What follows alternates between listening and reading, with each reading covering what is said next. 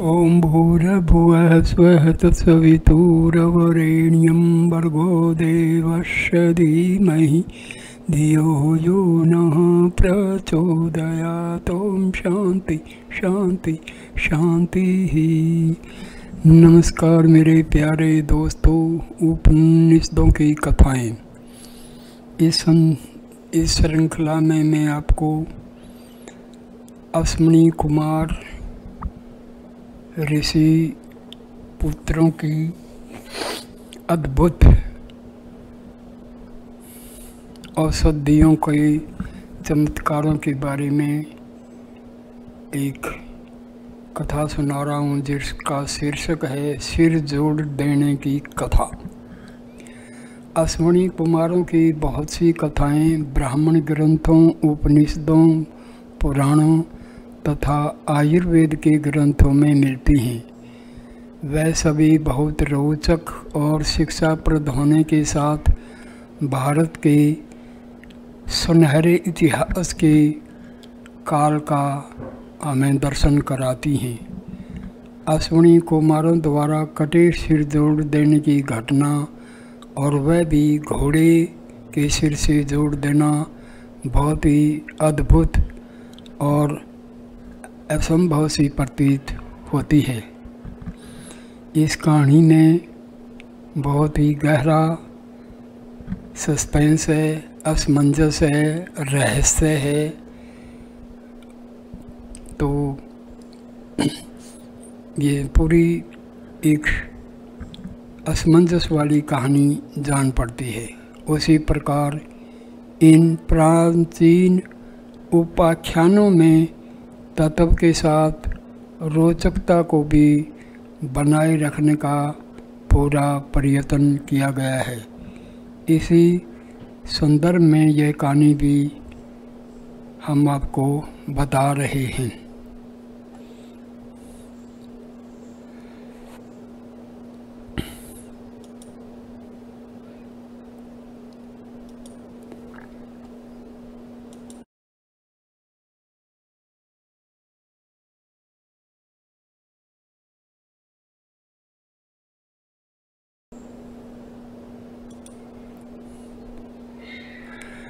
अश्विनी कुमार नाम का कोई एक आदमी नहीं है, वह युगल हैं, दो हैं,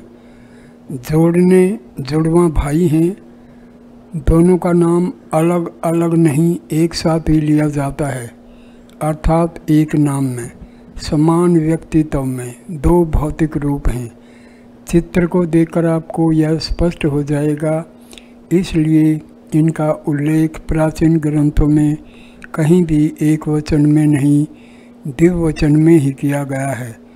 दोनों अश्विनी कुमारों को अश्विनी या कुमार कहकर भी सर्वत्र वर्णन मिलता है।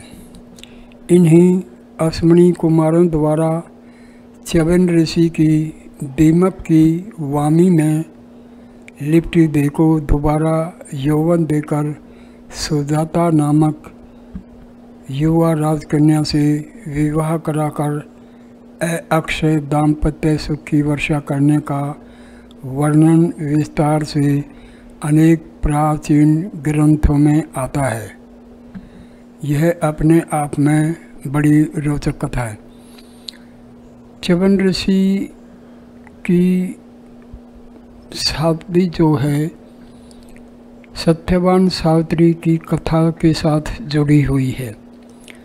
ये सावित्री की सहेली की शादी महर्षि च्यवन के साथ हुई थी। च्यवन की बिल्कुल आंखें चली गई थी। तब अश्विनी कुमारों ने उनको वापस उनकी आंखें लौटाई थी और उनको यौवन प्रदान किया था। खैर, ये कभी दूसरी कथा में हम आपको बताएंगे। इसी पुस्तक में अत्यंत हमने महर्षि याज्ञवल्क्य और मैत्रेय की कहानी और संवाद का उल्लेख किया है। बृहदारण्यक उपनिषद में याज्ञवल्क्य ने आगे चलकर तत्व ज्ञान का उपदेश मैत्रेय को मधु विद्या के नाम से दिया था। उसमें स्पष्ट बताया गया है कि इस ज्ञान के आदि प्रचारक या आविष्कार कुमार ही थे। आप यह जानने को उत्सुक होंगे कि असव घोड़ा अश्विनी, दोनों अश्विनी कुमार अश्वमेध यज्ञ और अश्व के सिर काटकर मनुष्य या देवताओं के सिर में जोड़ देने की बातों का परस्पर क्या संबंध है। आज यदि हॉर्स पावर अश्व शक्ति से ताकत नापी जाती है तो उस पुराने ज़माने में अश्व को ज्ञान का प्रतीक माना जाता था। इसीलिए उपनिषदों में देवताओं के मार्ग पर चलने का भार इन ज्ञानवान अश्विनी कुमारों पर डाला गया है। जैसा कि नाम से ही स्पष्ट है, इन दोनों अश्विनी कुमारों की माता अश्विनी थी। पिता का नाम सविता या सूर्य था। इन दोनों बालकों का नाम उस समय की परंपरा के अनुसार माता के ऊपर ही अश्विनी कुमार रखा गया था।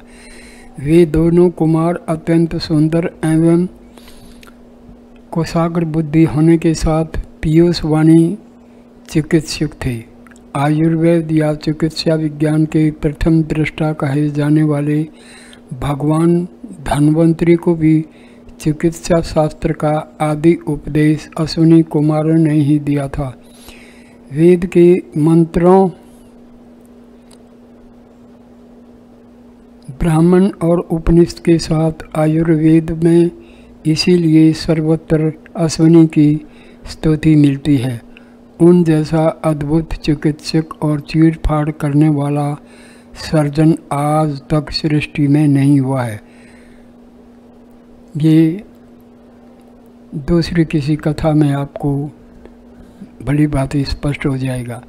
पुराण इतिहास में देवासुर संग्राम का अनेक स्थलों पर उल्लेख मिलता है, परंतु इन दोनों के अलावा नागों का इतिहास उतना ही पुराना है। देवताओं की भांति नाग भी ईश्वर विश्वासी और सुसंस्कृत जाति थी। उनकी परंपराएं श्रेष्ठ थी। उनकी सबसे बड़ी विशेषता समानता के अधिकारों के लिए संघर्ष करना तथा नारी जाति का सम्मान करना था। भगवान शंकर इस गण के सर्वसम्मत नेता थे। उनकी समाधि और पराक्रम दोनों बेजोड़ थे। देवताओं भी उनका सम्मान करते थे। देवताओं में एक दुर्गुण यह था कि वे अपने को सर्वोपरि तथा सर्वश्रेष्ठ मानते थे। इतना होने पर भी देवताओं के राजा इंद्र और अग्नि के समान अश्विनी कुमारों का भी उनके बराबर सम्मान था। सभी स्तुतियों में इन अश्विनी कुमारों की स्तुति की जाती थी और उन्हें हवि दी जाती थी। विश्व के प्रथम और सर्वोपरि चिकित्सक होने के कारण उनको श्रेष्ठ स्थान दिया जाता था। अनेक स्थलों पर उनकी निपुणता के प्रमाण इतिहास कथाओं से मिलते हैं। उस युग में पर्वत से लेकर नंदन कानन तक स्वर्ग में, जो वर्तमान तिब्बत के भीतर था, नागों के नेता भगवान शंकर के पराक्रम की कथा फैली हुई थी। विश्व के सारे भागों में कन्याएं वीरपति की पूजा करती हैं। इसी परंपरा के अनुसार देवताओं के वंश में जन्मी दक्ष प्रजापति की कन्या पार्वती ने मन ही मन शंकर को अपना पति मान लिया।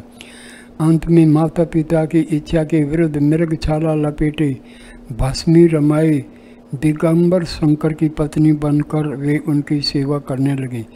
इस घटना के बाद दक्ष प्रजापति ने बड़ा राजसूय यज्ञ किया। विश्व के समस्त प्रतिष्ठित लोगों को उस यज्ञ में आमंत्रित किया गया। बेटी पार्वती और दामाद शंकर को सम्मान पूर्वक उस यज्ञ में बैठाना तो दूर बुलाया भी नहीं गया। अपने मायके में हो रहे इस महान समारोह में शामिल होने को बेटी पार्वती का मन डोल गया। अपनी माँ मैना और पिता दक्ष के घर जाने को वह विहल हो उठी। शंकर ने बहुत समझाया कि बिना बुलाए तुम्हारा वहाँ जाना अपमानजनक है, अतः तुम वहाँ मत जाओ। पर बेटी अपने को काबू में न रख सकी और पिता के घर पहुँच गई। यज्ञ की सारी तैयारी पूरी हो चुकी थी। बेटी के पहुँचने पर देवकुल के अभिमानी माता पिता बंधु बांधव और यहाँ तक कि यज्ञ की वेदी के चारों ओर बैठे होता अध्वर्यु, उद्गाता और ब्रह्मा किसी ने भी उनसे सम्मान व प्यार के दो शब्द नहीं कहे।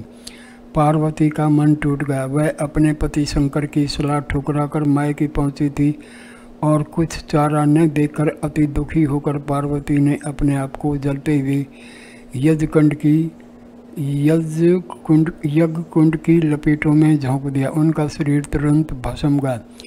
यह समाचार शंकर के पास पहुंचा। अपनी प्रियतमा की इस उपेक्षा और अपमान पर वह समाधि त्याग कर क्रोध से पागल हो उठे। अपने सारे गणों को एकत्रित किया और नागों के सेनापति बनकर नंदन कानन पहुँच गए। एक क्षण पहले जहाँ वेद मंत्रों का पाठ एवं कोकिल कंठी देव पत्नियों का मंगल गान हर्षोल्लास चल रहा था, वहाँ अब विनाश और संहार की लीला शुरू हो गई। देवताओं, उनकी पत्नियों, आमंत्रितों और यहाँ तक कि होम कराने वाले पंडितों के रक्त से यज्ञ भूमि लाल हो गई।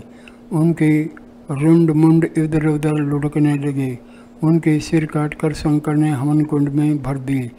पत्नी और नारी के अपमान का भरपूर बदला उन्होंने अब देवताओं से ले लिया था। वे अगली कार्रवाई करने पर विचार कर रहे थे।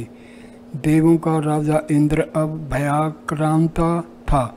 उसका कोई मार्ग नहीं सोच रहा था। गणपति शंकर को शांत करने का अन्य कोई उपाय नहीं देखकर उनके चरण में माथा टेककर दया की भीख मांगी। इस पर भगवान शंभु युद्ध रोकने का आदेश देकर पुनः कैलाश पर्वत पर समाधि लगाकर बैठ गए। यज्ञ की भस्मी से शंकर प्रिय पार्वती अब जीवित हो चुकी थी, परंतु नंदन वन में तो अनगिनत लाशें पटी पड़ी थी। बड़ा विभत्स और भीषण वहाँ का दृश्य था। विश्व का सबसे सुंदर स्थान अब शमशान बन गया था। अब इसका पुनर्निर्माण करने के लिए मरे हुए देवों को जिलाना बहुत जरूरी था। देवराज इंद्र समेत देवगण अश्विनी कुमारों की शरण में पहुँचे। उनसे मरे हुओं को जीवित करने की प्रार्थना की। अश्विनी कुमार पीयूष पाणी, चिकित्सक तथा सर्जन तो थे ही। देवताओं की आराधना से प्रसन्न और दयाद्र होकर उन्होंने कटे हुए सिरों को तत्काल जोड़ना शुरू कर दिया और जिन रुंडों के मुंड नहीं मिल रहे थे उनके स्थान पर घोड़ों के सिर काटकर जोड़ दिए। यदि हम इस कथा का सस्पेंस पूरा करने के लिए आपको बता दें कि बुद्धि के प्रतीक अशव के द्वारा उनके नाम से ही जग विश्रुति सर्जन अश्विनी कुमारों ने उन कटे हुए सिरों को जोड़ दिया था, तो कहानी का मज़ा पूरा मिल जाएगा। तो ये वीडियो यहीं पर समाप्त होता है। धन्यवाद दोस्तों, ये वीडियो देखने के लिए। नमस्कार।